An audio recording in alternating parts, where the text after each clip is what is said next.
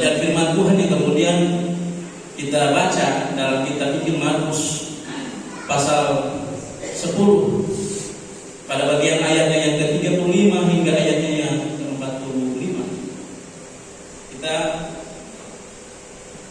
melihat sebuah cerita tentang bagaimana ada dialogis antara Yohanes dan Yakobus dengan Yesus.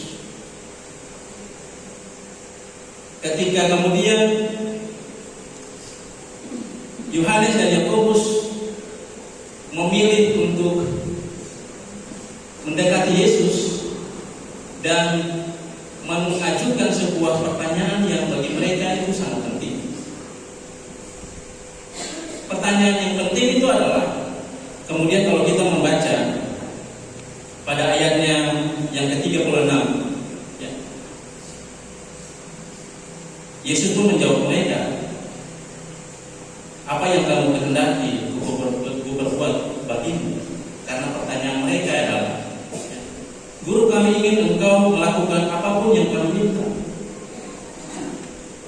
Pertanyaan ini kemudian menimbulkan sebuah reaksi dari Yesus sendiri.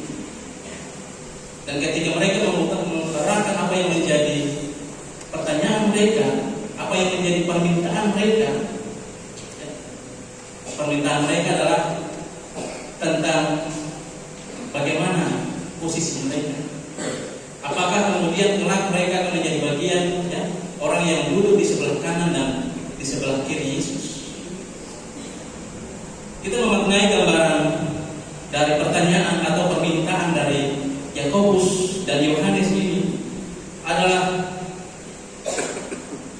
tentang mereka yang kemudian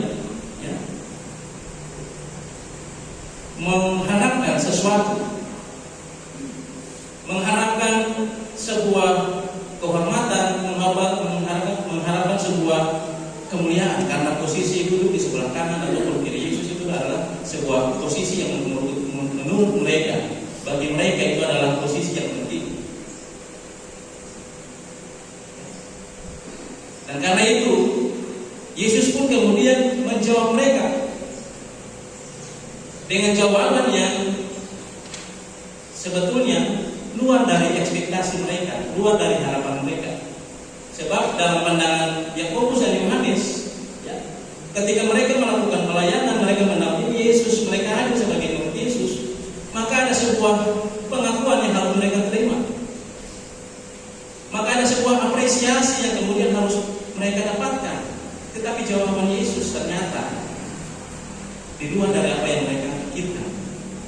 Dan kemudian kita melanjutkan pada bagian ayat-ayatnya yang selanjutnya. Yesus pun menjawab mereka,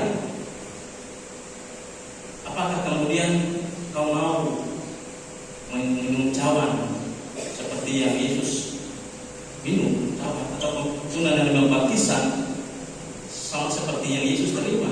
Dan mereka kemudian menjawab, ya, ada sebuah ambisi, ada sebuah keinginan besar bahwa kemuliaan itu mereka harus dapatkan, bahwa kuasa itu mereka harus dapatkan. Tapi kemudian Yesus menjawab lagi. Kita membaca dalam pada ayatnya yang ke-40, Yesus kemudian bilang, sesungguhnya menjadi bagian di sisi kiriku atau sisi kananku bukan aku, karena tempat itu telah disediakan bagi mereka yang lain. Menjadi sebuah ungkapan reflektif yang kemudian Yesus bilang bagi Yohanes dan Yakobus pada saat itu, untuk kemudian mereka kembali merenungkan diri mereka, totalitas kehidupan mereka yang mereka lakukan, pelayanan yang mereka lakukan. Sebab tempat yang layak itu yang dimaksudkan itu adalah tentang seluruh ketulusan, kerendahan hati dalam melayani, mau menjadi bagian dan mengalami Yesus, mengalami Allah dalam kehidupan. Bapak Ibu, ungkapan mengalami Yesus, mengalami Allah dalam kehidupan itu, dia punya maknanya itu luas, Bapak Ibu. Maknanya sangat mendalam bagi seluruh kehidupan kita. Ketika kita bilang kita mengalami Yesus, maka kita melakukan apa yang teladani Yesus dalam kehidupan kita. Apa yang menjadi teladan Yesus dalam pelayanannya?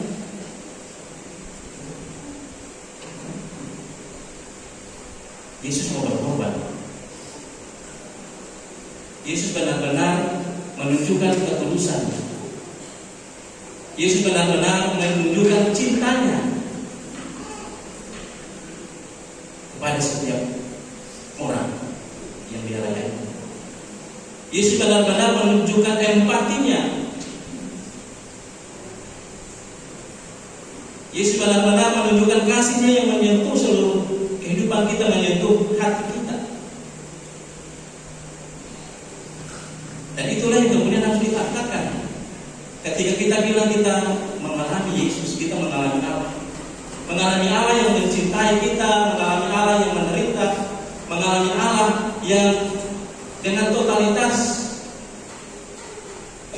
mengadakan karya keselamatan yang bagi seluruh kehidupan kita.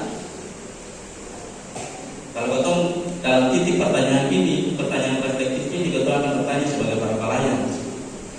Ketong bikin akan betul kabalong. Sampai di titik ini kemudian kita akan berefleksi, apakah benar-benar kita telah dengan tulus melakukan tanggung jawab pelayanan itu? Apakah kita benar-benar telah dengan setia mengatakan tanggung jawab itu? Sehingga pertanyaan apa yang menjadi ungkapan Yesus kepada Yakobus dan Yohanes itu menjadi refleksi juga bagi seluruh kehidupan kita dalam tugas-tugas dan tanggung jawab pelayanan yang kita lakukan. Atau sebagian kalau tahukah, kemudian kita sementara dalam sebuah pikiran, dalam sebuah pemahaman bahwa kita menjadi pelayan Allah, pelayan Tuhan, pelayan gereja ini adalah semata-mata supaya kita punya status sosial itu akan naik, supaya kita punya kuasa, supaya kita punya posisi, supaya kita mendapatkan apresiasi. Ya. Terkadang dalam kehidupan kita yang melayani, ya, sikap-sikap itu pun kemudian menjadi bayangan bagi seluruh kehidupan kita, bayangan dalam setiap langkah-langkah pelayanan kita. Sebab kondisi kemudian akan mau tidak mau akan menghadapkan kita pada kondisi-kondisi bahwa dalam sikap-sikap seperti itu Bapak Ibu Saudara. Sehingga banyak kali kemudian kita ceplos kemudian kita sebagai para pelayan ada yang kemudian bilang kita sudah bikin ini, kita sudah bikin itu, ya. Kita sudah bikin ini paling bagus, ya. Tetapi kemudian kadang-kadang pun kita lupa bahwa sebenarnya tanggung jawab pelayanan kita bukan tentang seberapa besar yang kita bikin, bukan seberapa besar yang kita perbuat. Lalu karena seberapa besar yang kita buat itu apresiasinya harus begini, apresiasinya harus begitu.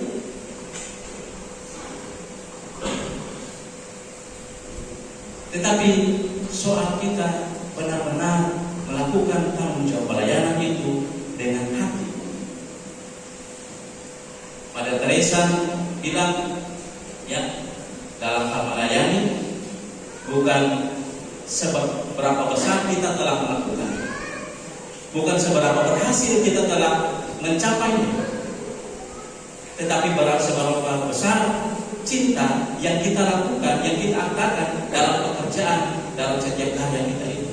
Cinta yang kita lakukan, kita aktakan dalam karya dan pelayanan kita, itu yang penting Bapak Ibu Saudara. Sehingga tentang persoalan hasil, persoalan capaian, ya, itu akan hanya menjadi ukuran kita dalam kemanusiaan kita, dalam keduniawian kita. Tetapi tentang hati yang menyentuh dalam pelayanan ini, itu yang paling penting Bapak Ibu Saudara. Ini menjadi sebuah catatan reflektif bagi seluruh kehidupan kita sebagai para pelayan, supaya kita kemudian tidak terjebak dalam pandangan bahkan penilaian duniawi ini tentang apa apa yang kita kerjakan, apa yang kita katakan. Kita kemudian tidak terjebak pada sikap dan perilaku sebagai para pelayan yang sama seperti dengan Yakobus dan Yohanes ini, ya, yang mempertanyakan apakah dapat bisa menjadi bagian dari kemuliaan Allah. Kemuliaan Allah menjadi bagian bagi seluruh kehidupan kita yang berkenan di hadapannya. Karena itu pesannya adalah kau dapat kasih tugas, kau dapat kasih kerja, kau dapat kasih kesempatan untuk melayani. Melayanilah dengan hati, melayanilah dengan cinta. Sebab sesuatu yang kau katakan dari hati itu juga akan sampai kepada hati-hati mereka yang melayani. Kalau kau melayani dengan setengah hati, maka akan dampak juga kepada pelayanan yang kita katakan. Amin, Bapak Ibu. Betul ya? Kalau kau bikin sesuatu dengan setengah-setengah, hasilnya pun akan menjadi setengah-setengah. Itu capaiannya. Sekalipun kau mampu melakukan hal-hal yang besar, yang kemudian dipandang mata dunia ini akan berhasil, ya. Tetapi kalau kau melakukannya hanya dengan sebuah ambisi untuk sebuah apresiasi, maka itu pun kemudian akan menjadi hal yang sia-sia. Karena kau selalu bisa melakukan dengan hati.